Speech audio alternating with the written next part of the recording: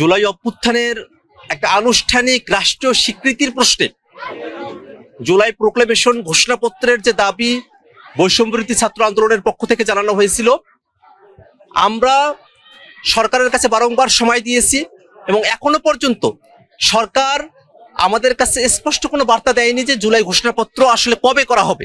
কিন্তু আমরা সরকারের কাছে দাবি জানাতে চাই যে ছাত্র জনতার পক্ষ থেকে জুলাই প্রোক্লেমেশনের যে দাবি উত্থাপন করা হয়েছে সেটা যেন অবশ্যই কার্যকর করা হয়। রাজনৈতিক দলগুলোর সঙ্গে আলাপ আলোচনা করে সিদ্ধান্ত নিয়ে জুলাই প্রোক্লেমেশন করা হবে এমনটা সেই ফেব্রুয়ারিতেই বলা হয়েছে, কিন্তু এখনো পর্যন্ত রাজনৈতিক দলগুলোর সঙ্গে আলাপ আলোচনার কতটুকু অগ্রগতি এবং সরকারের সিদ্ধান্ত আসলে জুলাই প্রোক্লেমেশনের বিষয়ে কি সেটা আমাদের কাছে অস্পষ্ট। আমরা সরকারের কাছে তখন যারা দাবি জানিয়েছিলাম তারা এখন যারা নাগরিক পার্টিতে আছি তারা এখনো দাবি জানাই যে সরকার যেন জুলাই ঘোষণাপত্র জারির একটা দিনক্ষণ ঠিক করে এবং জাতির কাছে জুলাই অভ্যুত্থানের একটা আনুষ্ঠানিক রাষ্ট্রীয় স্বীকৃতি স্বরূপ জুলাই অভ্যুত্থানের ঘোষণাপত্র জারি করে। জুলাই চার্টারের কথা এখন সরকারের তরফ থেকে বলা হচ্ছে, রাজনৈতিক দলগুলো কোন কোন বিষয়গুলোতে একমত হচ্ছে সে একমতের বিষয়গুলোকে প্রাধান্য দিয়ে সেটা একটা শপথের মতো বিষয়কে মাথায় রেখে জুলাই সনদ করার কথা বলা হচ্ছে। সেই যে জুলাই সনদ হবে সেই জায়গায় রাজনৈতিক দলগুলোর মধ্যে যে ঐক্যমত্যের জায়গাটা তৈরি হবে সেখানে যেন আওয়ামী লীগ প্রশ্নের একটা মীমাংসা থাকে, আওয়ামী লীগকে নিষিদ্ধের কথাটা স্পষ্টভাবে উল্লেখ থাকে। সে দাবিটা আমরা যেমন সরকারের কাছে জানিয়েছি, একই সাথে বাংলাদেশের যতগুলো ফ্যাসিবাদ বিরোধী রাজনৈতিক দল আছে সকলের কাছে আমরা এই দাবি জানিয়েছি। আমরা বিএনপি, জামাত বা অন্যান্য যে রাজনৈতিক দলগুলো আছে তাদের কাছে আহ্বান রাখবো যে আওয়ামী লীগ প্রশ্নকে মীমাংসা করতে হলে বাংলাদেশে যে রাজনৈতিক ঐক্যমত্য দরকার, জুলাইতে যে ঐক্যমত্যের মধ্য দিয়ে আমরা আন্দোলন পরিচালনা করেছি সেই ঐক্যমত্যকে একটা স্বীকৃতি দিতে হলে জুলাই চার্টারে রাজনৈতিক ঐক্যমত্যের মধ্য দিয়ে আওয়ামী লীগ নিষিদ্ধের কথা উল্লেখ থাকতে হবে। জুলাই ঘোষণাপত্রের বিষয়ে আমরা সরকারের কাছে সময় দিয়েছিলাম, সরকার আমাদের থেকে বাড়তি সময় চেয়েছিল, কিন্তু দুর্ভাগ্যের বিষয় এখনো পর্যন্ত সে বাড়তি সময়ের সময়সীমা শেষ হয়ে আসেনি সরকারের তরফ থেকে।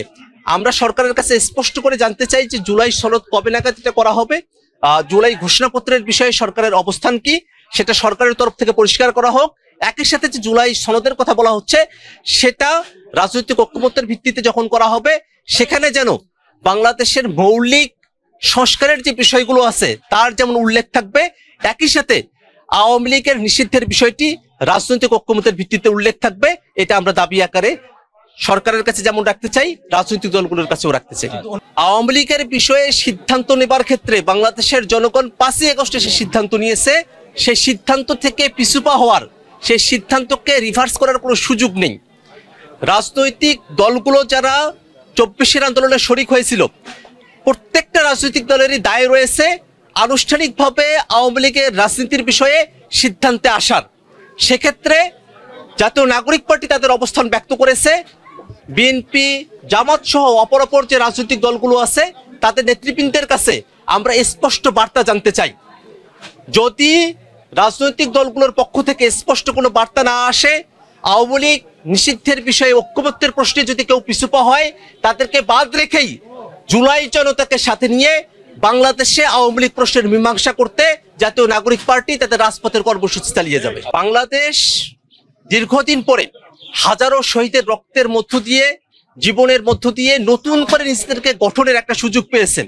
এই গাঠনিক মুহূর্তকে যদি বাংলাদেশের জনগণ হাতছাড়া করে ফেলে তাহলে বাংলাদেশ কয়েক বছরের জন্য যেমন পিছিয়ে যাবে, একই সাথে বাংলাদেশের 24-এর অভ্যুত্থানে যারা অংশগ্রহণ করেছিলেন তাদের স্বপ্নভঙ্গ হবে।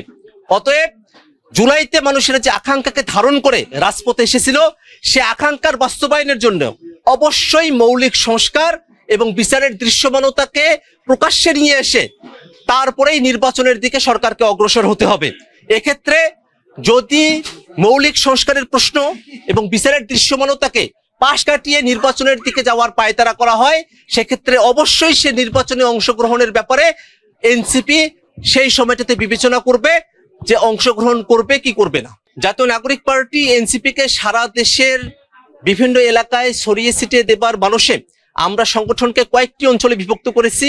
ইতিমধ্যে দক্ষিণাঞ্চলের তালিকা প্রকাশিত হয়েছে, শীঘ্রই উত্তরাঞ্চলের তালিকাও প্রকাশিত হবে। বাংলাদেশের সকল শ্রেণী পেশার মানুষ, সকল বয়সের মানুষ, তাদের সকলকে আমরা আহ্বান জানাই জাতীয় নাগরিক পার্টি এনসিপিতে যুক্ত হওয়ার জন্য। আমরা আশা করি সারা দেশে খুব অল্প সময়ের মধ্যে জাতীয় নাগরিক পার্টি জেলা এবং উপজেলা কমিটিগুলো করতে সক্ষম হবে। জাতীয় নাগরিক পার্টি নির্বাচন কমিশনে নিজেদের নিবন্ধনের জন্য অল্প সময়ের মধ্যে আবেদন করবার সিদ্ধান্ত নিয়েছে।